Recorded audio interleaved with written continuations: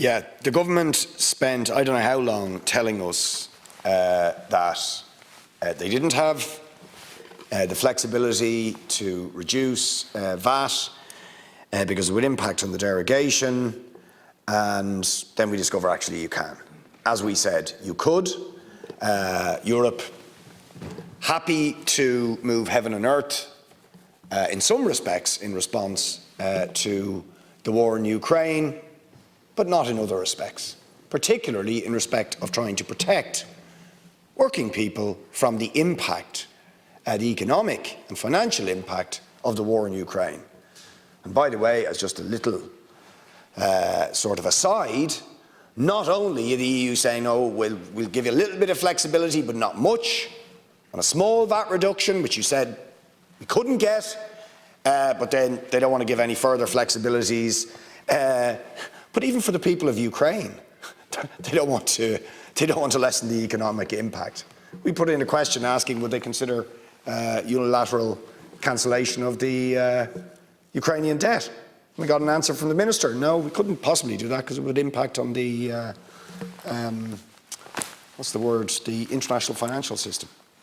So that's how much we care about the Ukrainians faced with the war. We can't cancel their debt. And we can't protect ordinary people here against the impact of this inflationary spiral. And of course, the war in Ukraine is having some impact on that. It would be foolish to suggest otherwise, but that is not the primary reason for the inflationary spiral and the cost of living increases that we are seeing. The main answer is a thing called profiteering.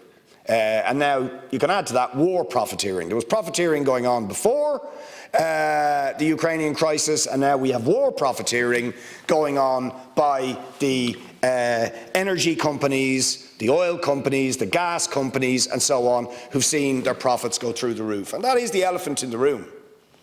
So the government's profiteering, very, very through the VAT, very slightly reduced, but not really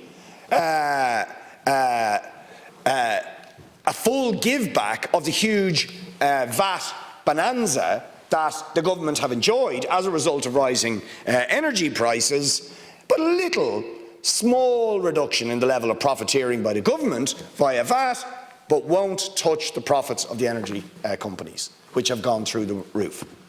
And that is the elephant in the room.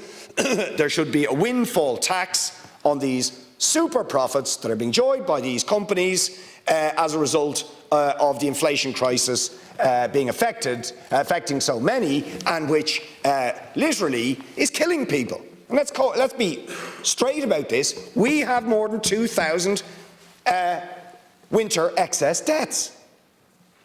So, and St. Vincent de Paul say 42% of those with illness and disability are reducing down last year, reducing down their heating and electricity use because of the inflationary spiral.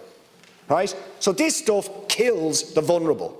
And unless we do something about it serious, and this is not going anywhere near enough to compensate for, what, 700–800 euros at least in energy prices alone, that people will see increases in, but as well as all the other costs of living which are arising with an inflation rate now running at 6.7%, possibly set to go higher.